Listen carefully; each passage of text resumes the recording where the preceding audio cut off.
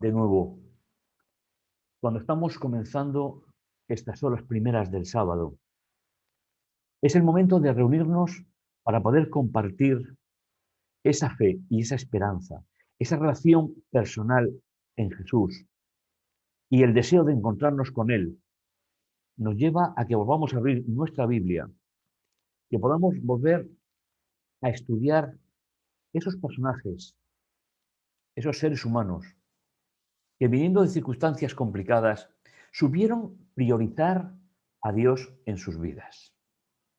Por eso, en el programa de hoy, vamos a presentar a Séfora, una mujer que, aunque la Biblia no habla mucho de ella, sí que vamos a poder disfrutar de una decisión personal que la acercó a Dios y la convirtió en un instrumento junto a su marido Moisés. Comenzamos. Comenzamos cantando el himno y después pasaremos a la oración.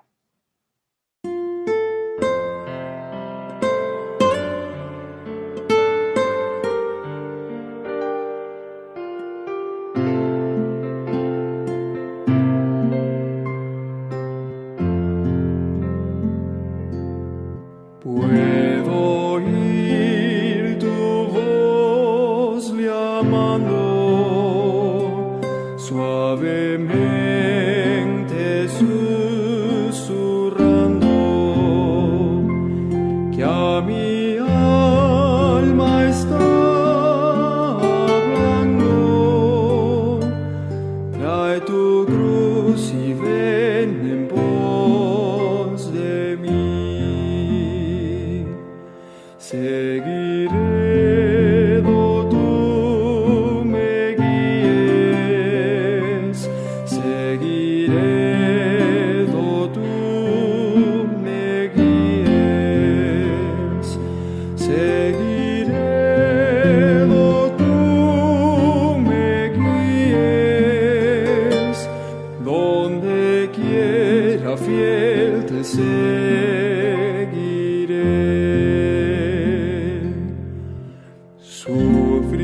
Sufriré por ti, Maestro, si el camino es siniestro. Tú serás refugio nuestro, moriré contigo, mi Jesús. Seguiré do tú me guíes, seguiré do tú me guíes, seguiré do tú me guíes, donde quiera fiel te seguiré.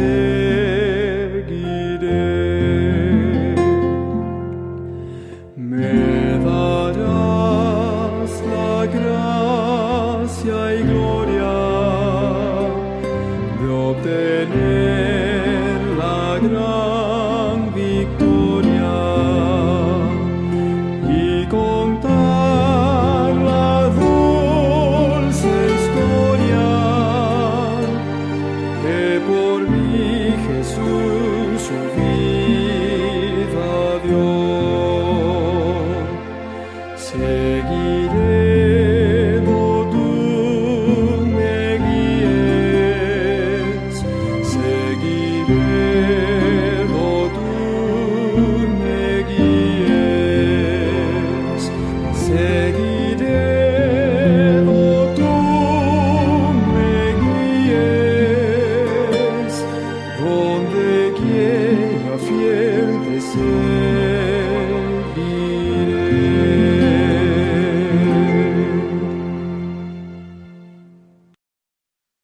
Bendito bondadoso Dios que estás en los cielos, te agradecemos tu amor y tu misericordia.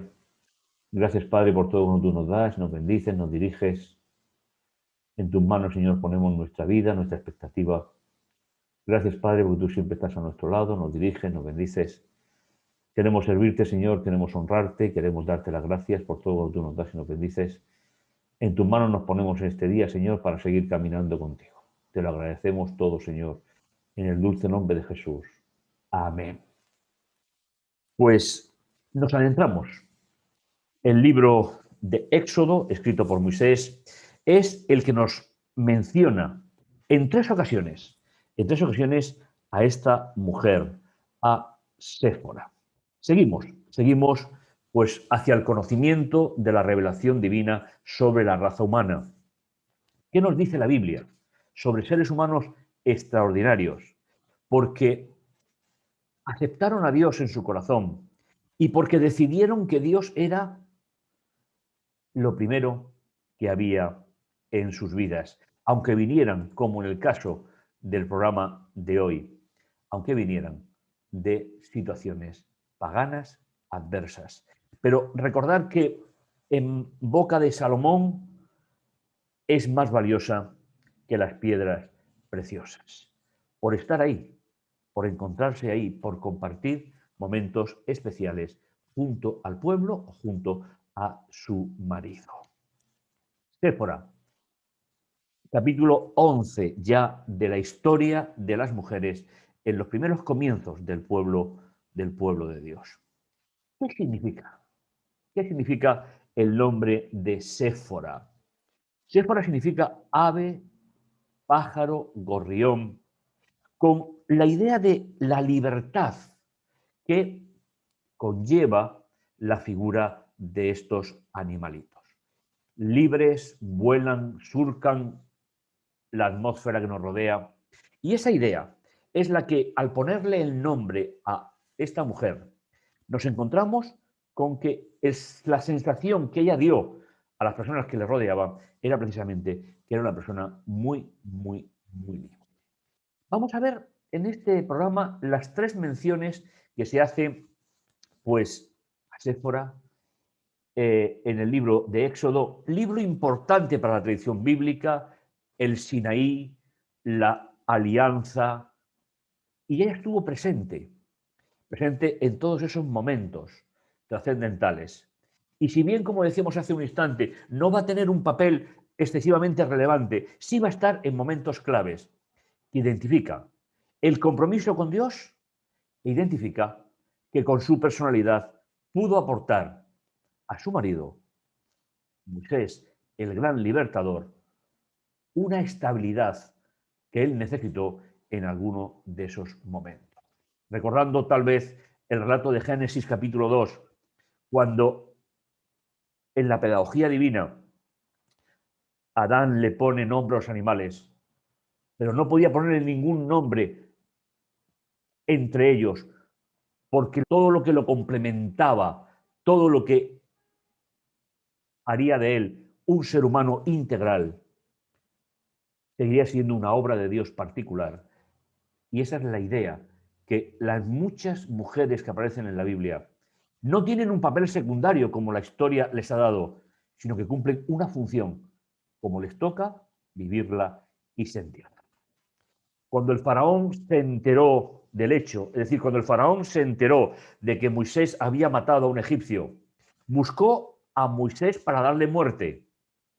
Pero Moisés huyó del faraón y se refugió en el país de Madián. Madián era una tierra pagana. Madián era una tierra idólatra, que adoraban a muchos dioses y que vivían bajo la tutela, por decirlo de alguna manera, del imperio egipcio. Allí, huyendo, cansado, se sentó junto a un pozo. El sacerdote de Madián, sacerdote pagano, que va a ser finalmente el suegro de Moisés, tenía 7 hijas que tenían la costumbre de salir a sacar agua y a llenar los abrevaderos para que los rebaños de su padre pudieran beber. Llegaron unos pastores e intentaron echarlas. Entonces Moisés se levantó, vestido de egipcio, vestido no como estaban vestidos los que se dedicaban a la crianza del ganado, sino como un príncipe que venía de Egipto.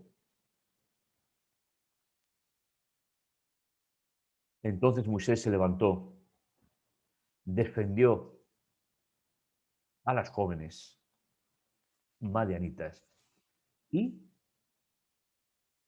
preparó agua para sus ganados.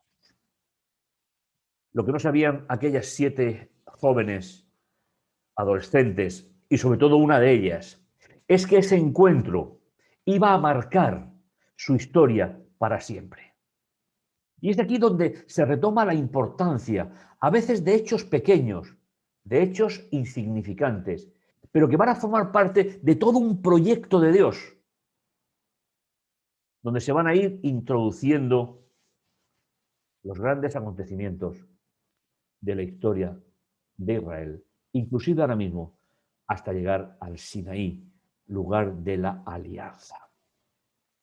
Ellas volvieron a casa de Raquel o de Raquel, su padre, y él les preguntó, ¿cómo aquí tan pronto? Contestaron, un egipcio nos ha librado de los pastores, nos ha sacado agua y ha dado de beber a nuestro rebaño.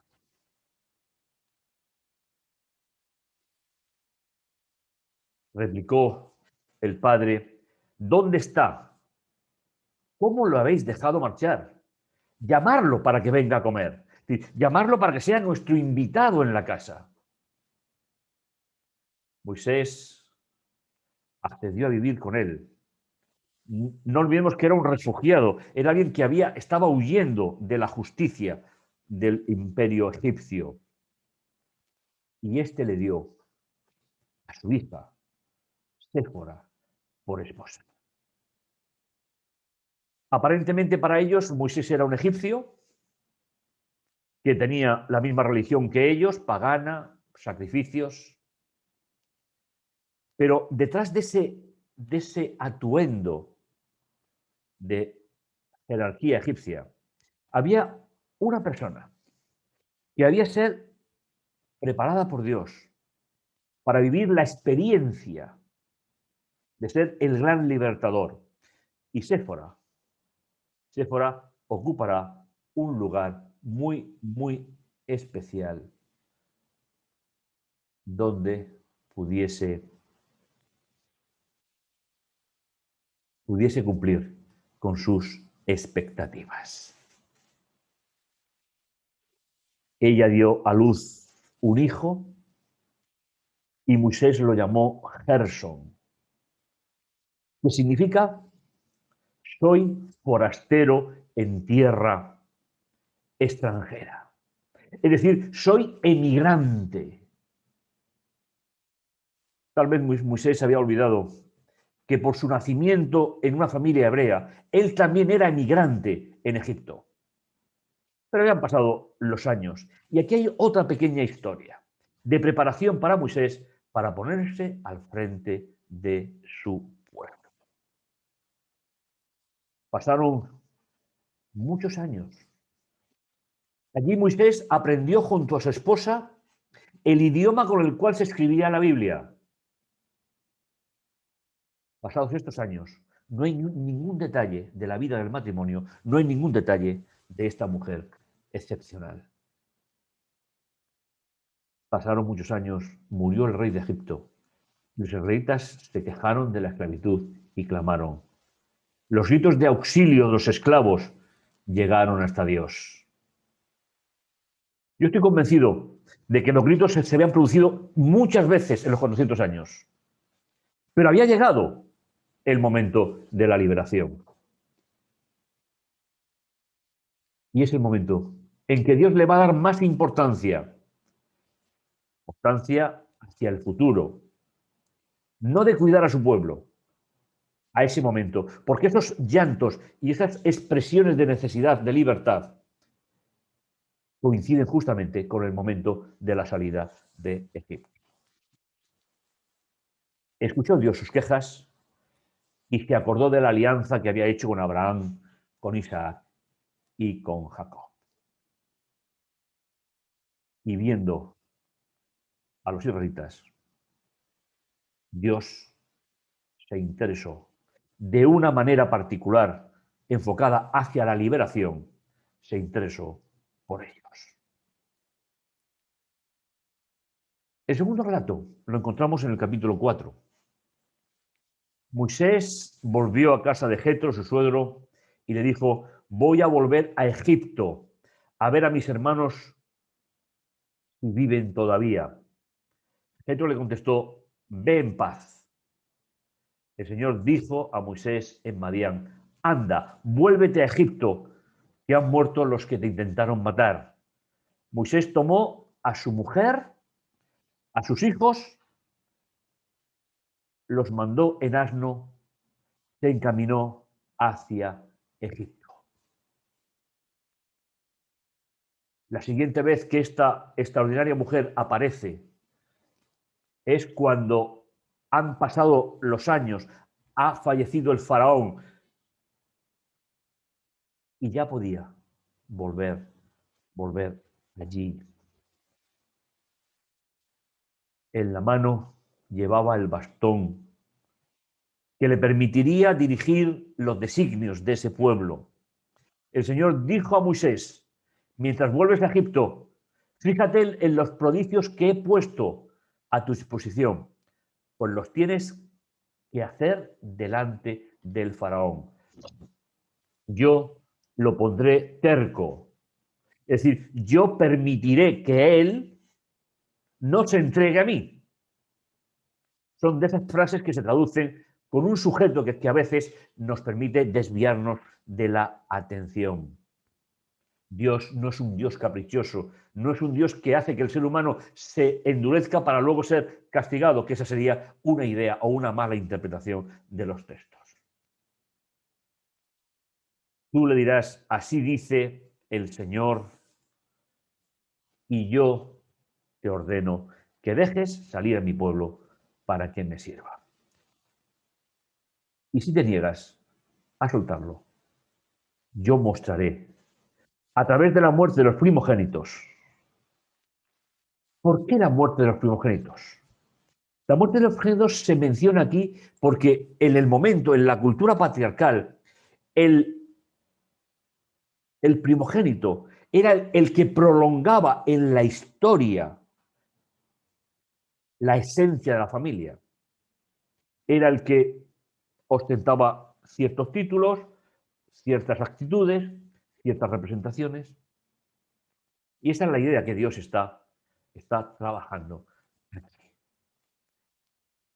Interferir sobre la vida de los primogénitos era mostrar que Dios era más potente que las divinidades de Egipto, pues porque finalmente ellos pensaban que los primogénitos eran propiedad de los dioses del faraón. Dice el texto: en un albergue del camino, el Señor le salió al paso para darle muerte.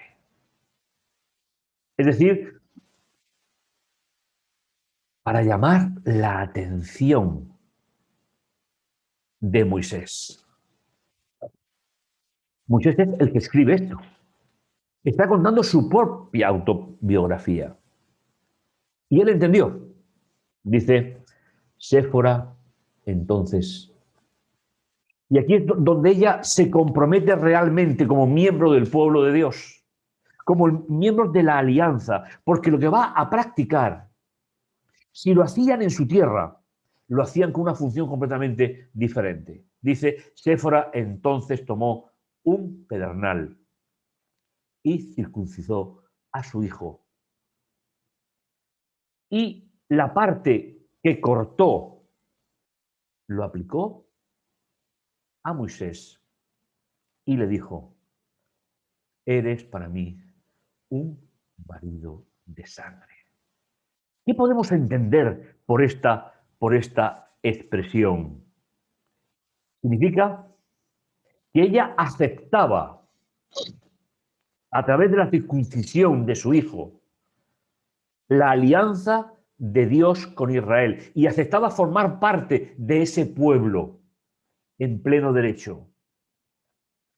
Por eso esta mujer aparece aquí en el texto, porque es un prototipo que Moisés está utilizando, aunque sea su propia familia, está utilizando para hablar de aquellas personas que siendo paganas, que viniendo de estructuras religiosas completamente diferentes al pueblo de Israel, se comprometen con el Dios de la alianza y viven experiencias que de otra manera no habrían podido vivir en su vida.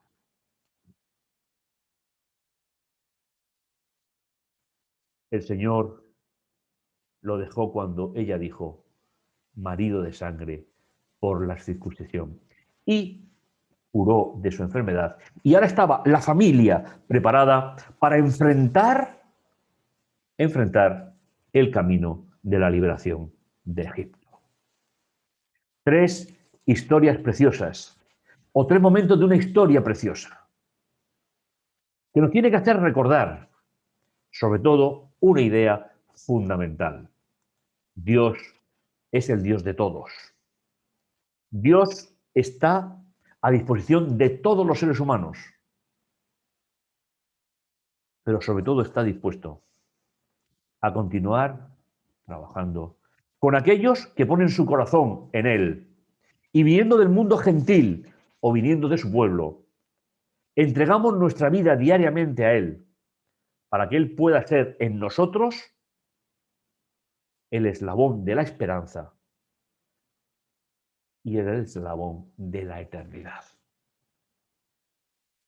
Séfora, esposa del libertador.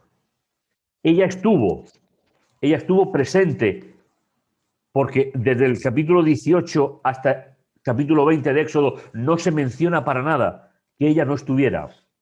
Ella estuvo presente cuando Dios habló a su pueblo. Ella estuvo presente cuando Dios hizo la nueva alianza. Vosotros seréis mi especial tesoro sobre la tierra, dijo Dios. Y ella estuvo presente cuando Dios dio sus 10 mandamientos para su pueblo y para todo el pueblo de creyentes hasta la segunda venida de Jesús.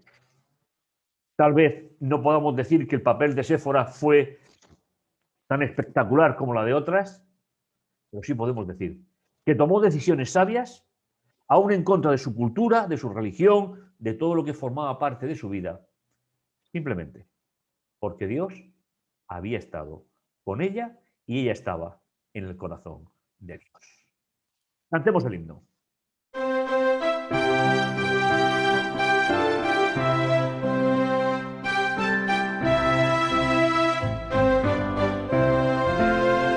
He decidido seguir a Cristo. He decidido seguir a Cristo. He decidido seguir a Cristo. No vuelvo atrás, no vuelvo atrás. Si otros vuelven, yo sigo a Cristo. Si otros vuelven, yo sigo a Cristo. Si otros vuelven, yo sigo a Cristo. No vuelvo atrás, no vuelvo atrás. La cruz delante y el mundo atrás. La cruz delante y el mundo atrás.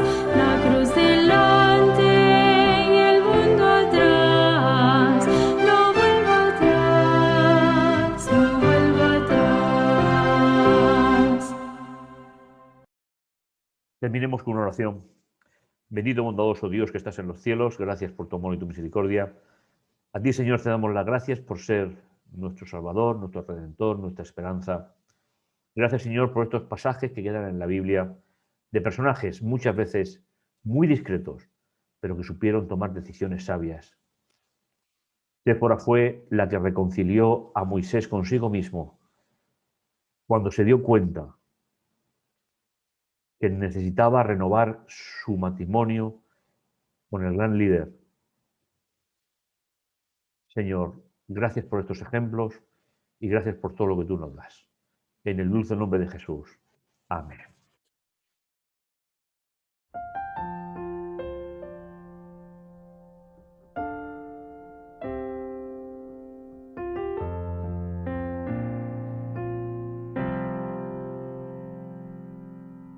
como barro en tus manos me dejo moldear. Tus caricias me dan libertad. Con ternura me formas a tu voluntad. Soy el sueño que plasmarás. Por eso yo todo lo espero de ti, abandonado en tu amor, perdido en tu mirar, confiado en tus promesas. Quiero cantar que si tú